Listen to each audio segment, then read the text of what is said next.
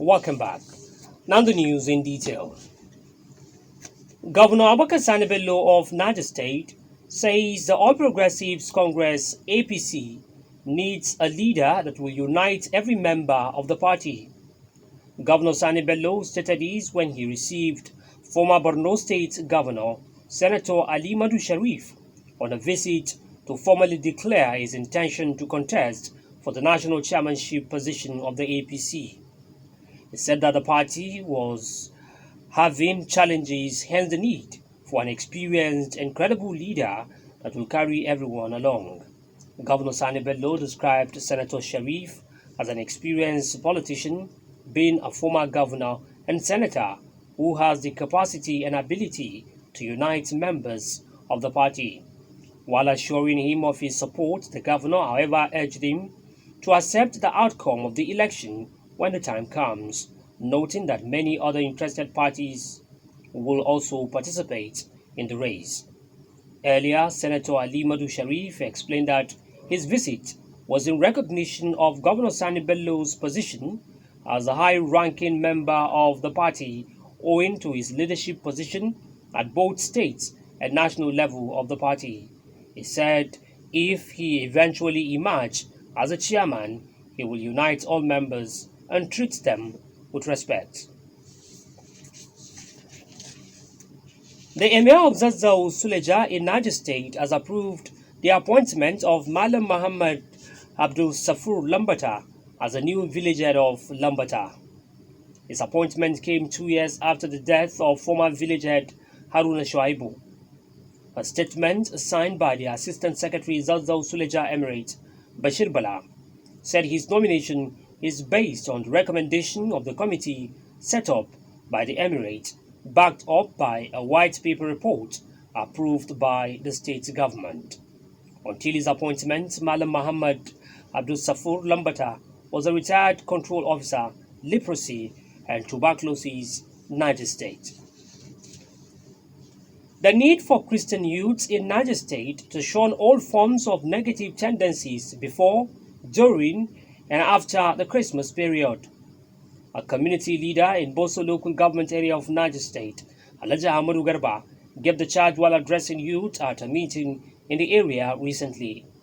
Alhaji Ahmadu Garba further appealed to the youth to desist from acts capable to breaching peace amongst the diverse groups in the area. The community leader restated his commitment to support Vigilante Corps to rid the area of criminals. He charged the people to continue to respect the views of others irrespective of their differences. He then called on them to support government's laudable programs and policies at all times.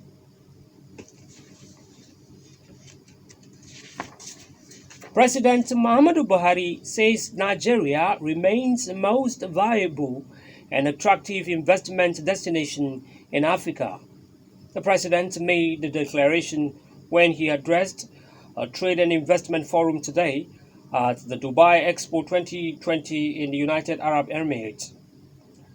In a statement issued by the president's spokesman Femi Adesina, President Buhari said Nigeria was reaping from his administration's efforts to consciously improve the country's environment. President Buhari also said that the country is on the path of becoming the continent's leading industrial and trading nation. He assured captains of industries and entrepreneurs who had shown interest and commitment to enhance trade and investment relations with Nigeria that government will continue to work with them to improve the business climate. This news is coming on the FM service of the Broadcasting Corporation of Niger State, Minna. The Niger State Gender-Based Violence Management Committee will explore all avenues to eliminate all kinds of violence against women. This assurance was given by the wife of Niger State Governor and chairperson of the committee, Dr. Amina Abubakar Bello, during the Nigeria Governor's Wives Forum second annual conference to mark the 16 days activism of elimination of violence against women. The conference, which has its theme Sustaining Action on the State of Emergency Against Sexual and Gender-Based Violence, was held at the Congress Hall, Transcorp Hilton Hotel, Abuja. Dr. Amina Abubakar Bello said the committee will continue to intensify effort to ensure the sustainability of the committee's activities in the state, even after the present administration. She added that the committee has succeeded, within the shortest time, to have the violence against the persons prohibition law passed and assented to by the state governor. The Director General Budget Office of the Federation, Mr. Ben Akabweze, has said restructuring Nigeria into 6 regions is pivotal to reducing the high cost of governance. Mr. Ben Akabweze disclosed these at the Independent Corrupt Practices and Other Related Offences Commission at its 3rd National Summit on Diminishing Corruption in the Public Sector held at the State House Conference Center, Abuja. He noted that the number of ministers also needs to be pruned and the number of political office holders and their aides reduced. The DG Budget Office lamented that the huge recurrent expenditure had constrained the provision of good roads, steady power supply, healthcare services, and quality education, among others. He said these had contributed to observable underperformance of the economy, slow growth, and current infrastructural challenges. The Director General of Budget Office of the Federation, Mr. Ben Akabweze, yesterday disagreed with the Independent Corrupt Practices and Other Related Offences Commission, saying only 185 projects were found to be duplicated in the 2021 budget and not 257. He said it was beyond the responsibility of the Budget Office to discipline those responsible for the duplication because the staff of the MDAs who prepared their budget were not answerable to his office. He argued that errors were inevitable since the budget was prepared by human beings, but that those culpable for the willful duplication of project should be fished out by the ICPC and prosecuted. The chairman ICPC at the summit said 257 projects amounting to 20.138 billion naira were duplicated in the 2021 budget. Around 21 people have been killed in central Mali after militants attacked a bus carrying civilians to a market. Unidentified gunmen opened fire and killed the driver before setting the bus on fire. Most of the victims were women who were on their way to the market. The deadly attack is the latest in Mali's rapidly escalating jihadist insurgency. Reports say more people were either missing or wounded. The attack took place at the heart of the West African nation's Mopti region, which has seen escalating violence in recent months, fueled by fighters linked to Al-Qaeda and the Islamic State group.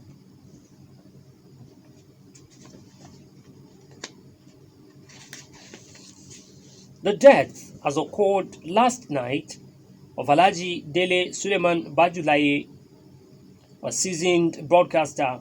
Alhaji Dele retired from the services of Radio Naija as station manager 91.3 FM in September 2019.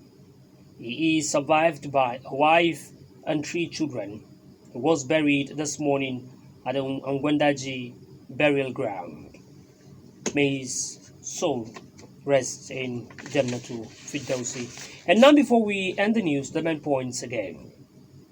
Governor Abubakar Sani Bello of Niger State says All Progressives Congress APC needs a leader that will unite every member of the party. Governor Sani Bello stated this when he received former Borno State Governor Senator Ali Madu Sharif on a visit to formally declare his intention to contest for the national chairmanship position of the APC. The Niger State Gender-Based Violence Management Committee will explore all avenues to eliminate all kinds of violence against women. This assurance was given by the wife of Niger State Governor and chairperson of the committee, Dr. Amina Abubakar Bello, during the Nigeria Governor's Wives Forum second annual conference to mark the 16 days activism of elimination of violence against women. And finally, around 31 people have been killed in central Mali after militants attacked a bus carrying civilians to a market. Unidentified gunmen opened fire and killed the driver before setting the bus on fire. On behalf of the news editor, Abdulrazak Bayo Oguntuashe, and the entire newsroom crew, I am Kabiru Yusuf, thanking you for listening and urging you to join us at 6 o'clock tomorrow morning. Thanks for listening.